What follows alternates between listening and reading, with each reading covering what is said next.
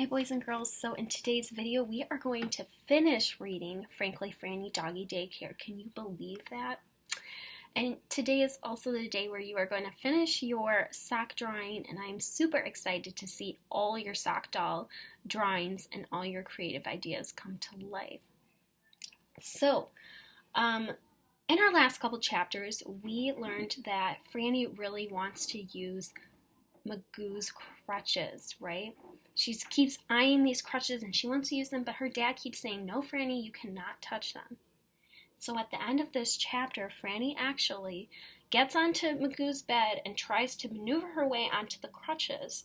Then she ends up falling onto Bark, Magoo's dog, and knocking over the jelly that she had put on her nightstand and a bunch of picture frames. And the chapter ended with her mom and her dad and Elliot walking into the room. So let's continue reading and see what happens next. Chapter 9. After I fell off the crutches, my mom and dad had to think of an appropriate punishment for me. When they came back, they told me that my punishment was that I could no longer go with my dad to pick up the fancy toy store woman. What about Elliot? I asked. He'll have to stay behind as well, said my mother. Elliot was really mad about this because he wanted to show her his doll he made to show her his doll and make her impressified by his natural talents. I apologized to Elliot 10,000 times, but he went to bed mad. When I woke up on Sunday, I went into the kitchen where my parents and Magoo were eating breakfast. Everyone was still super upset with me because I only got a very soft good morning, not even one, how did you sleep? Elliot came out and rubbed the sleep from his eyes. When he opened them, he looked at me and said, I'm still a little mad at you. That gave me a bad feeling, but I understood. Sorry, Elliot, I said again. Okay, kids, my dad said, clapping his hands together. We have a very big morning ahead of us. Elliot and Frannie, we need you to hop to it. I need the two of you to vacuum the floors and couches. When I leave to pick up this toy store woman, I need you to shut Hester, Lester, and Esther and Bark up tightly into the television room, okay? We nodded. My mom is going to pick up some nice sandwiches for Magoo's big meeting. While we're gone, I want you to take care of Magoo. Wait on her hand and foot, okay? Whatever she needs or wants, you'll get it for her. Understood? At least we still have jobs to do, which meant it wasn't too late to show her how responsible I was. Then we got to work. Elliot and I held the lawn hose of the vacuum cleaner with all our hands just to make it steady. It took 40 million hours to get the cat hair off everything. But once we did it, we had to clean the entire floor. When we were done, Elliot and I were so out of breath. We took a little break, but soon our break turned boring because we couldn't do anything because it might mess up the house. When my parents left, Elliot and I rounded up all the animals and put them in the television room. It was really hard to get each cat in there because they meowed and slipped away every time we got to catch them. Once we got all three cats into the television room, Bark followed them and we shut the door very tightly behind us. If you can even believe it, things got even boringer. Magoo said she was going to do 15 minutes of very quiet exercise called meditation. That meant she was going to sit very still in her meditation room, and we had to be very, very quiet. Sitting still did not sound like exercise to me. You just need to be quiet for 15 minutes. Do you think you can do that? Magoo asked. Yes, we told Magoo. You can keep the animals company and watch some television quietly, okay? We'll be very quiet, I told her. Then she crunched her way into the meditation room where she did an exercise that was not exercise at all. Elliot and I went into the television room and roamed around for a very good channel, which was not hard to find once Magoo had 100,000 channels. We sat back on Magoo's couch and watched a show on Animal Planet. Bart got up and walked over to Esther, Lester, and Hester and plopped down next to them. That's when I noticed he was walking funny.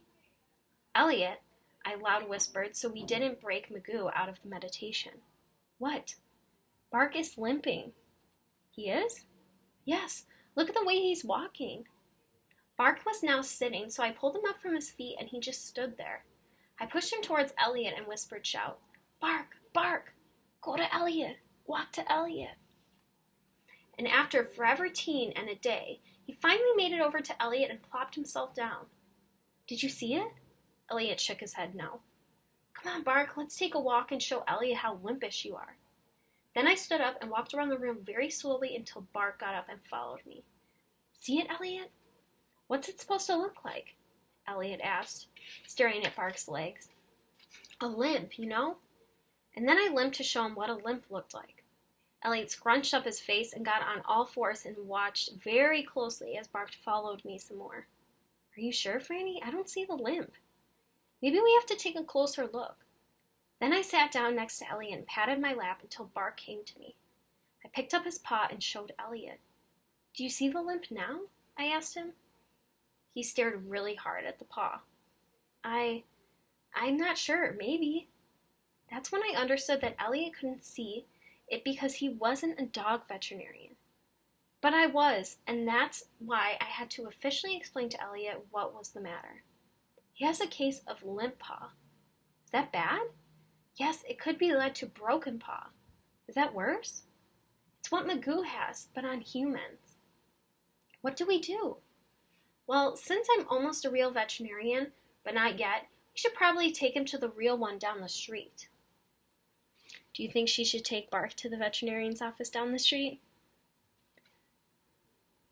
Maybe, we'll see. But I don't think we're allowed to do that, Elliot said. Well, how else are we supposed to learn how to fix him if we don't go? I don't know, he answered.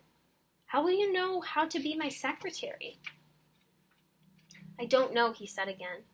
And how in the world wide of America will I learn how to fix such a bad case of limp paw if we don't go right now so I can learn?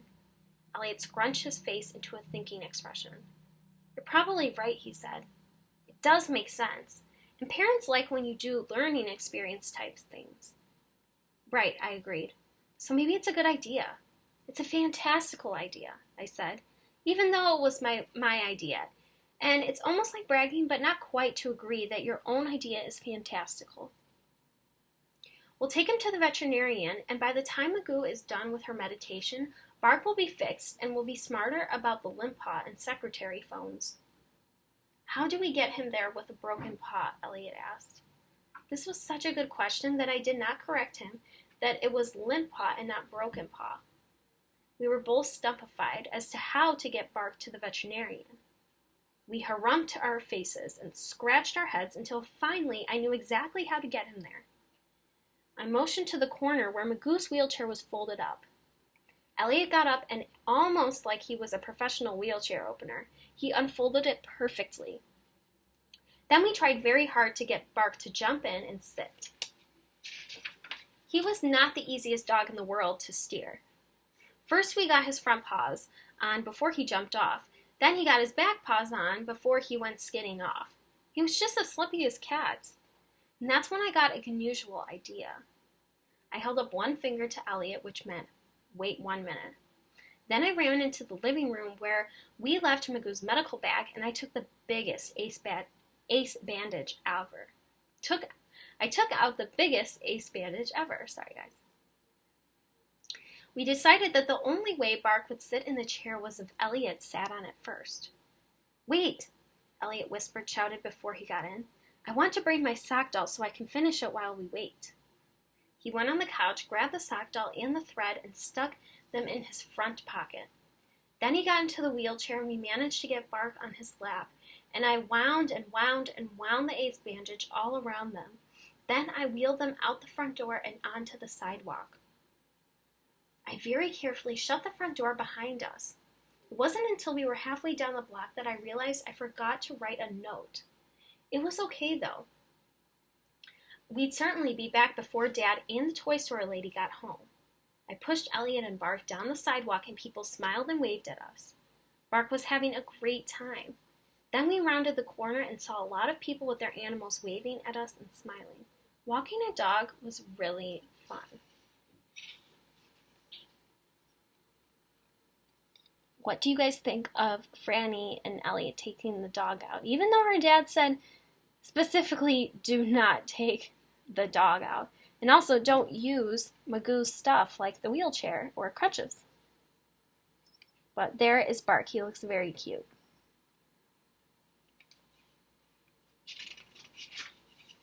When we got to the veterinarian's office, we had to ring a little bell that sounded like a bird chirping. Then we were buzzed in. It was too hard to hold the door open and push the chair through at the same time, so someone in the waiting room had to come out and help us. I wanted to tell the secretary that we were here, but there wasn't anyone sitting at the front desk. The waiting room was filled with so many people and animals that it looked like a circus. But I knew it was worth the wait. Once we saw the doctor and he agreed that Bark had a limp paw, my family would be so impressive that they would forget all about the crunch incident. Everyone would see what a natural I was with dogs, and they would let me quit school and become a veterinarian.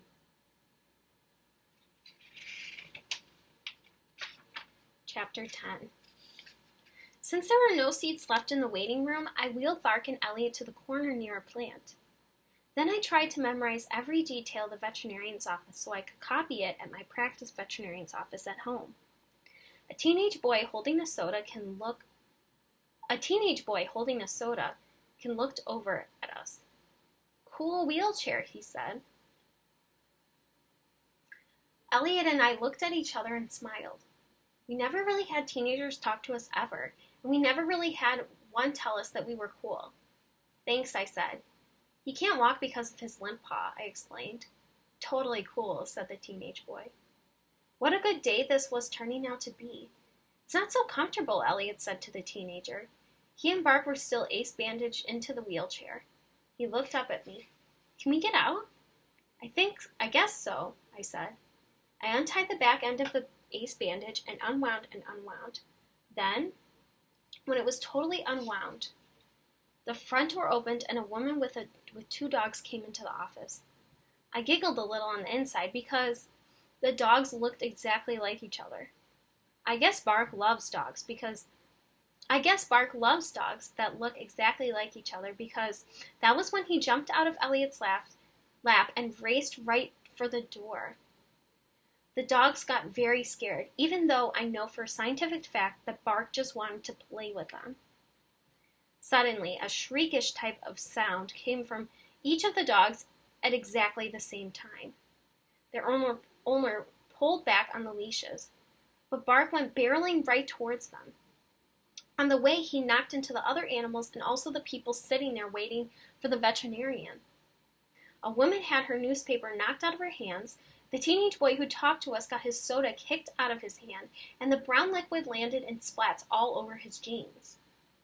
Rabbits and cats pawed and scratched their ways through the cages, and we could hear loud flapping bird wings and a million teen squaw, squaw, squaws. It sounded like a big waiting room storm. Elliot and I stood there stumpified for 1 second. Then I figured out that since we were the ones Bark came with, we were the ones who had to find him and stop the hurricane of craziness. Bark, I yelled, and then went down the hall where I had heard even more squawking and barking, and meowing, and even human voices yelling. Where's the dog's owner? Has anyone seen my rabbit? Here, kitty kitty, someone going to pay for this. I was in so much trouble. Uh-oh. Finally, Bark ran out of one room and across the hall into another. Elliot and I ran towards that room, and as soon as we got there, Bark ran out and right into another. He was being really wild and running around so fast that we couldn't catch him. Then Bark ran into a room, and Elliot and I stopped in our tracks when we heard the clanking sounds of tools being dropped and things crashing on the floor. It was not the best moment in the world, and that is not an opinion. A doctor ran out of his doctor room and shouted, "What on earth is going on? Who is responsible for this animal?" Elliot and I didn't know what to do because we weren't really responsible for Bark, although at this very exact moment in time, we probably scientifically were. So finally, I raised my hand very slowly, and in a very quiet voice, I said, "I am." The doctor was calming Bark down with a treat and petting him. Bark was being on his best behavior now. Then the secretary walked out of a different doctor room and stood over us. And who exactly is responsible for you? Dan and Anna Miller, I told them. Well, can you please tell us how to get in touch with them?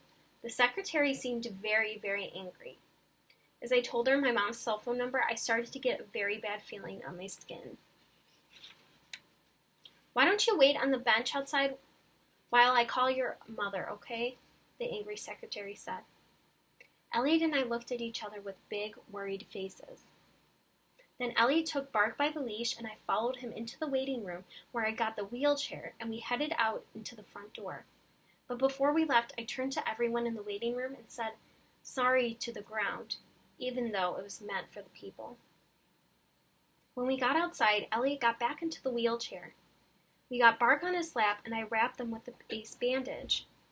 Then, just as I was about to sit on the bench in front of the veterinarian's office, my mom rounded the corner with a very bad day mood on her face. And just as she went to open her mouth to let us know how much trouble we were in, her cell phone rang. Hello? What? No, oh my. That's just... Okay. We'll be right there. Then she hung up the phone, looked at us and said, come on kids, we have to hurry. She raced ahead, turned the corner, and ran to the end of the block where Magoo lived. I pushed Bark and Elliot very quietly but also very professionally around the corner and up the block behind my mother. It was exhausting. By the time we got to Magoo's house, my chest was all out of breath. Just as my mom was about to open the front door, it flew open and a very large woman with tears in her very red eyes, a swollen face, and red bumps on her neck came running out. No, sounds like the woman that Magoo was supposed to meet with. Magoo came crutching up the door behind her, yelling, wait, we can do this somewhere else. And then I saw the slippy cat on the floor behind them. When I saw the cats, that's when I got a very bad feeling in my memory. And that bad feeling was that when I pushed the wheelchair out of the television room, I might have, maybe, perhaps, possibly, it could have been a little chance that by the hugest of accidents, I left the door just a little bit open. Maybe. The big lady stopped when she saw us. I looked behind her and saw Magoo and Dad's bright red, angry faces. My mom was standing next to us and her face was angry too. Elliot and I froze like popsicles. The lady stood right over us with her hands on her hips. And we stared at her, terrified. But then she did the weirdest thing in the entire world. She laughed. I didn't know what looked so funny. Looking at all the very mad faces glaring at us from the inside of Magoo's house, you'd think there'd never be anything funny ever again. Who are you and what in the world are you doing? She asked. I'm Frannie, and this is my best friend, Elliot. And that's Bark. We thought he had a case of limp paw, so we took him to the veterinarian around the corner. And you brought him in a wheelchair? He had a limp paw. He couldn't walk, Elliot said. What's that you have there? The lady asked, pointing to Elliot's pocket. He looked down and pulled out the sock doll. This is my sock doll.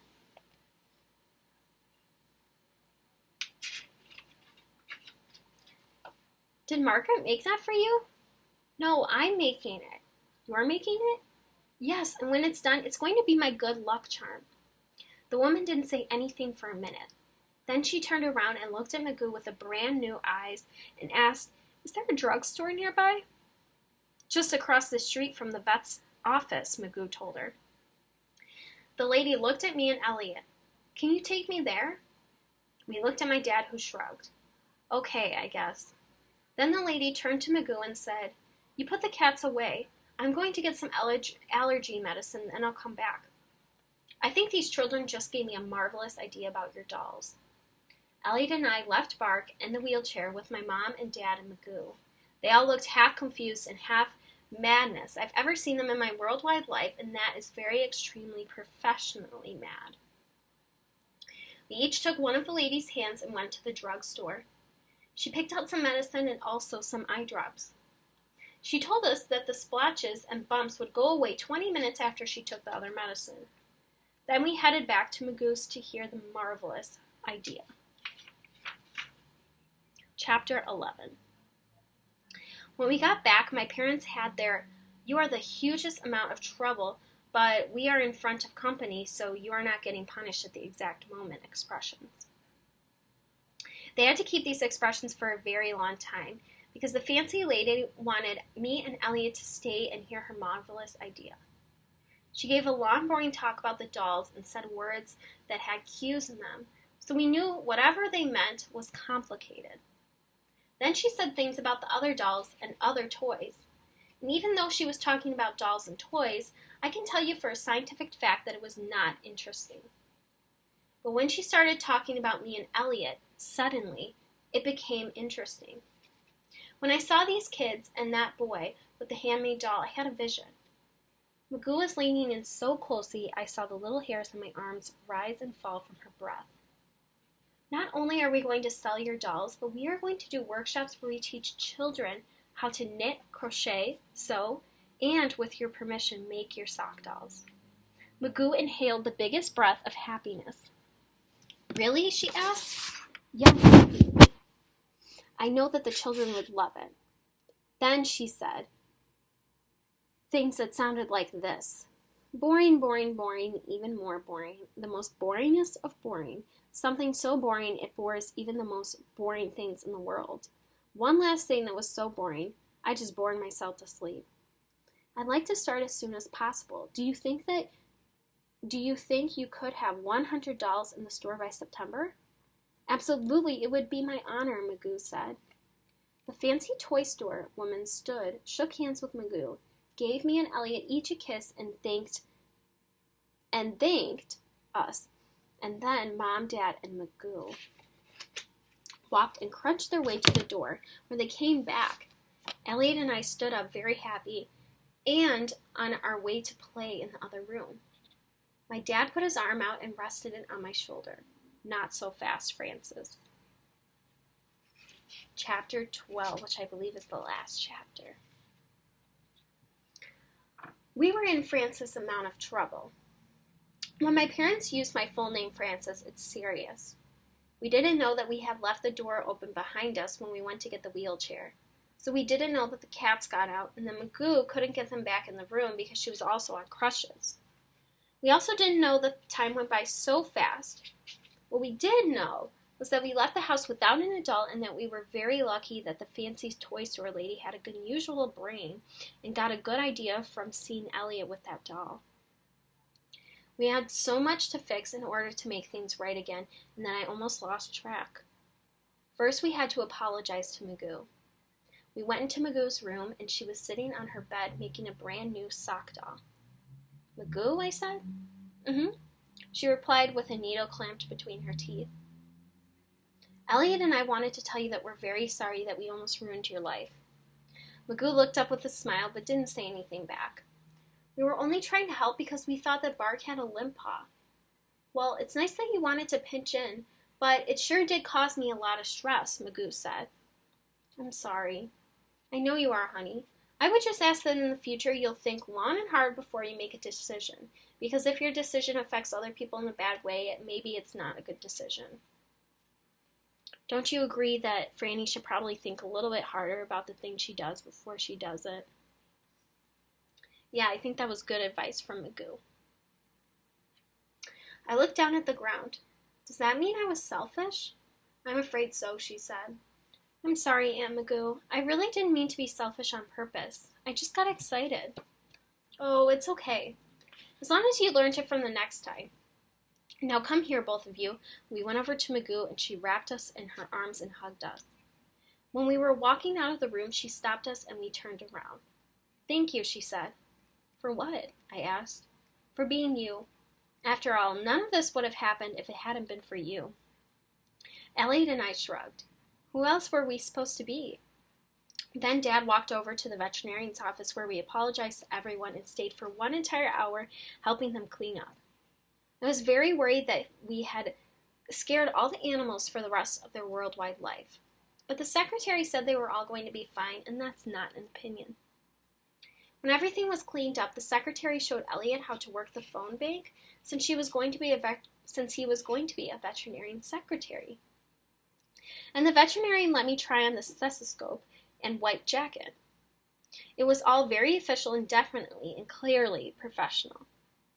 When we got home, my mom said that even though we had made a lot of apologies, saying we were sorry was not enough.